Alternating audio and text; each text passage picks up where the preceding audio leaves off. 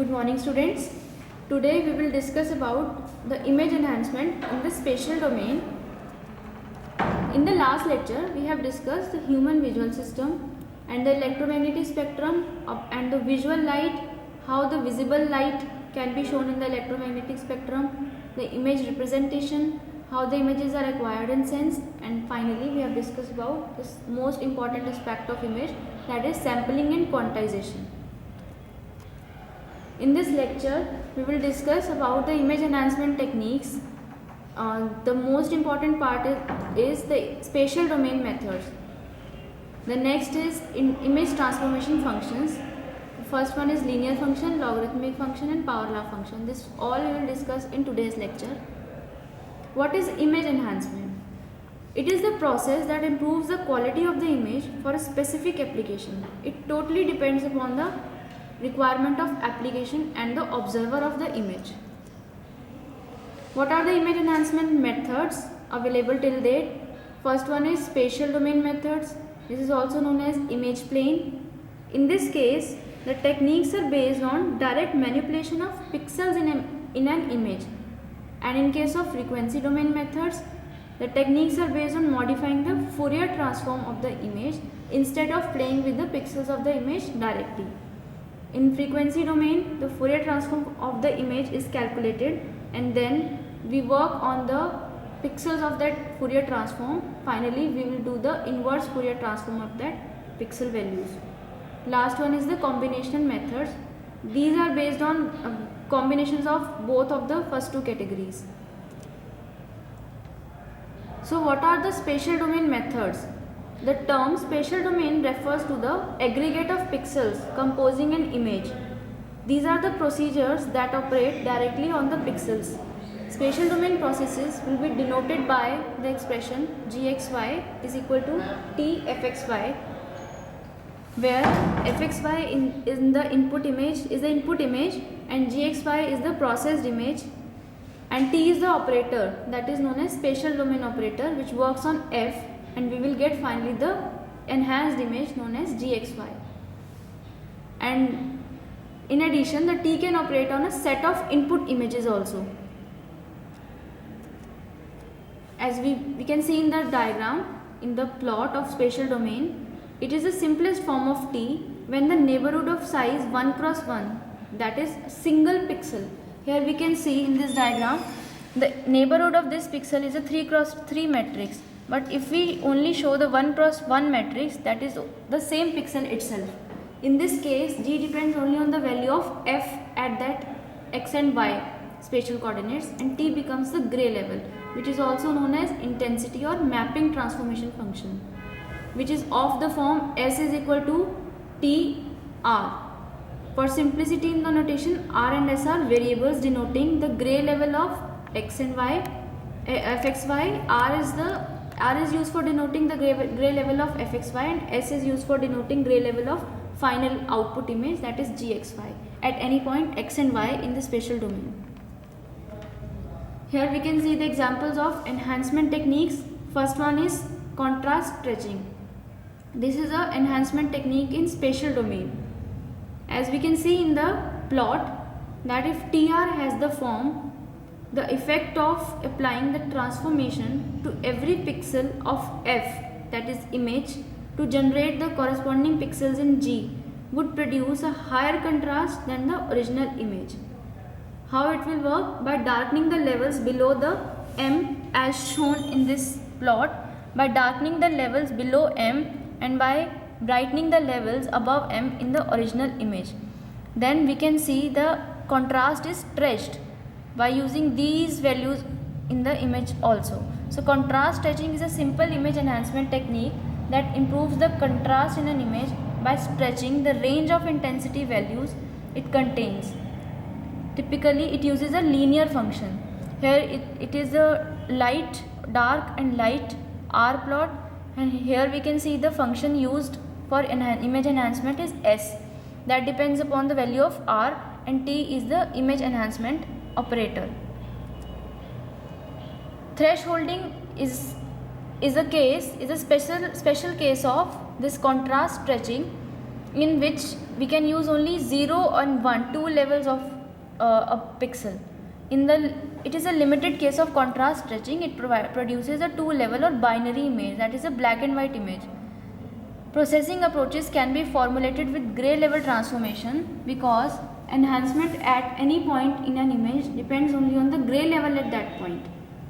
So techniques in this category are referred to as point processing. That is, we are working on the pixel itself by enhancing or decrementing its quality. So we can see the larger the neighborhoods allow more flexibility in an image. If we enhance the neighborhoods of a pixel more, it will enhance the flexibility of the image more.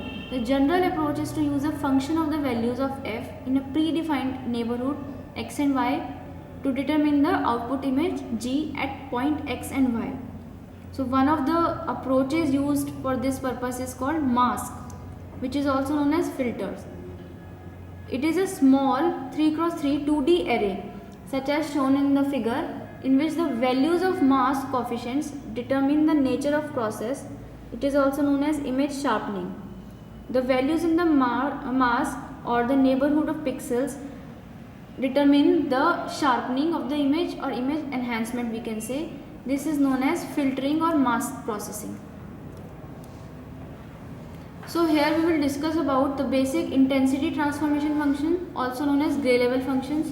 The gray level transformation functions are considered the simplest of all of the image enhancement techniques because it works on the intensity of a single pixel. The value of pixels before and after processing will be denoted by R and S respectively, as we have already discussed about this function. S is equal to T R. R is the input value and S we will get the output value, and T is a transformation that maps a pixel value R into a pixel value X after applying the neighborhood masking filter.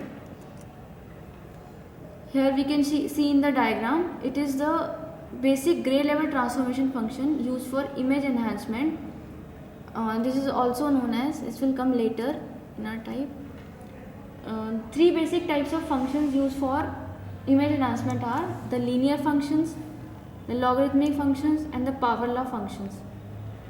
We will discuss in our next slides. First one is a linear function. Its type is identity function. It outputs the intensities which are identical to the input intensities. So the name called is identity function. This function doesn't have any effect on the image. It was included in the graph only for completeness. As we can see in this graph, the identity function is shown here because the value of R is same as the value of S in every pixel position.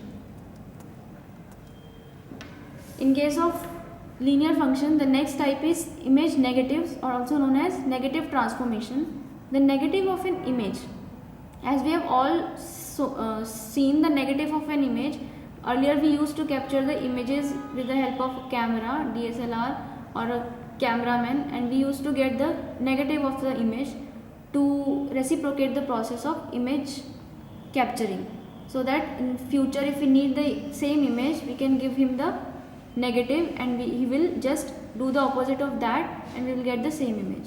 Same here, the negative of an image lies in the range of 0 to L minus 1, where L is the largest value of an image, which is obtained by using the negative transformation expression.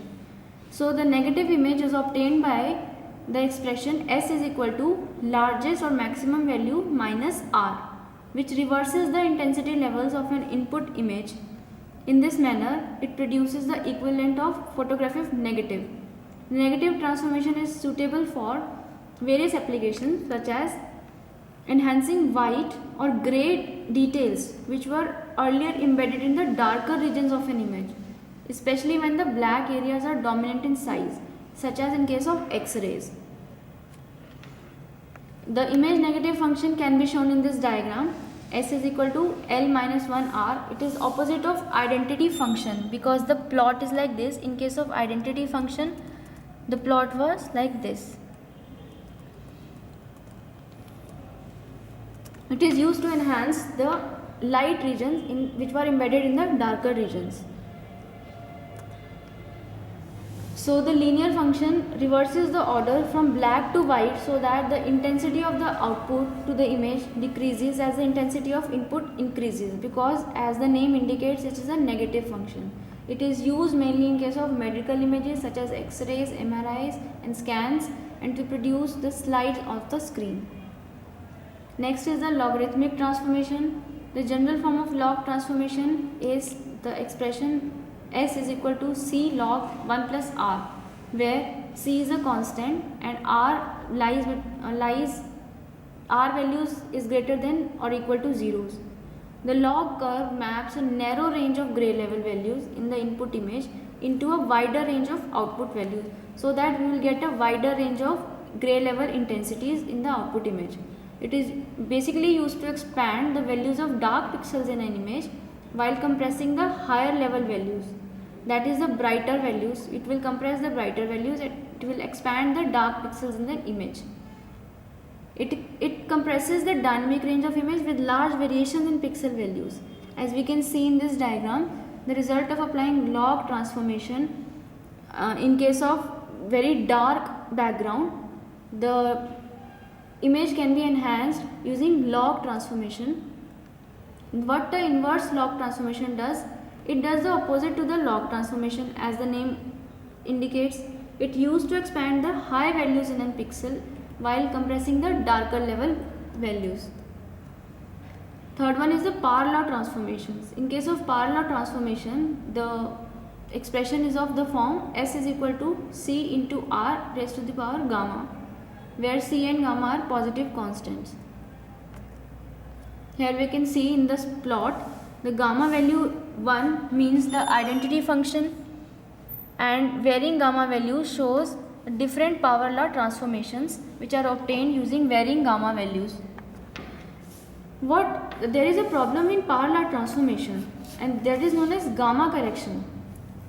For example, the cathode ray tube, also known as CRT devices, have an intensity to voltage response, that is a power function, with exponents varying from approximately 1.8 to 2.5.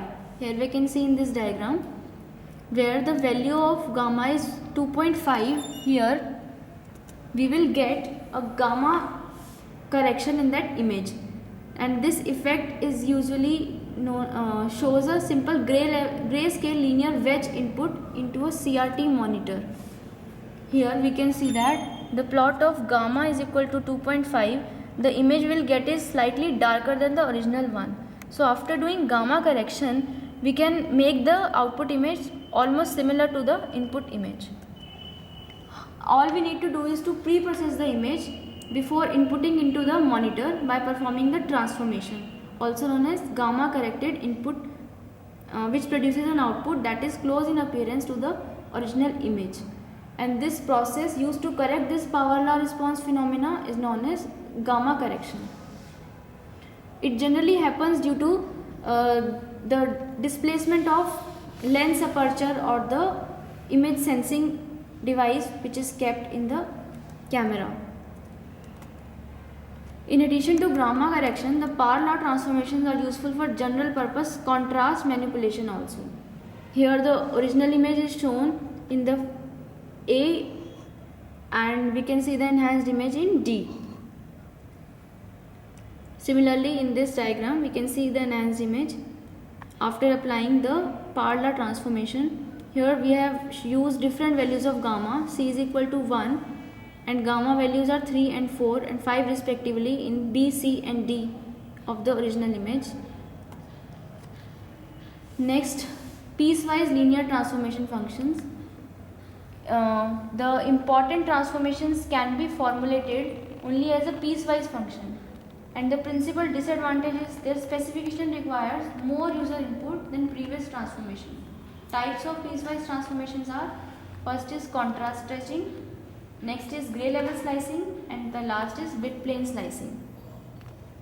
What is a contrast stretching? As we have done earlier also, it is the simplest piecewise linear functions known as contrast stretching transformation, which is used to enhance the low contrast of the images, and that low contrast images are due to poor illumination of the background or the wrong setting of lens aperture during image acquisition. The contrast stretching, we can see the plot which is similar to the contrast stretching as we have done in the linear functions. After doing contrast stretching, we can see the enhanced image in this diagram, and here in the result of thresholding, that is, we have used only 0 and 1 values, which we have used in the previous contrast stretching also. That is, the values below m, a threshold value, are always shown darker, and the values above m are always shown brighter. That is, only 2 values are used. In contrast stretching, in figure 3.10a shows a typical transformation used for contrast stretching. The location R1S1 and R2S2 control the shape of transformation function. Here we have shown these 2 points R1S1 and R2S2, which controls the shape of this plot. If R1 is equal to S1 and R2 is equal to S2, it becomes the linear function that produces no changes in the gray level. The plot will be like this only, straight line. If R1 is equal to R2 and S1 is equal to 0 and S2 is equal to L minus 1, that is the maximum value of intensity, the transformation becomes a thresholding function which produces a binary image, as we can see in this D. Intermediate values of R1 and S1 and R2 and S2 produces various degrees of intensity level or gray levels of the output image, which spans a wider range of gray levels and affects its contrast. In general, R1 value is always less than or equal to R2 and S1 values are always less than or equal to S2. So function is always increasing.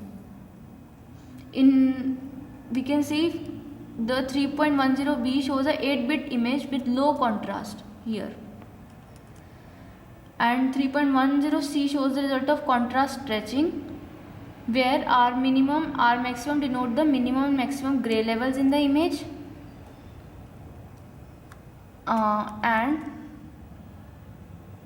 thus the transformation function stretches the levels linearly from the original range to the full range 0 to L minus 1.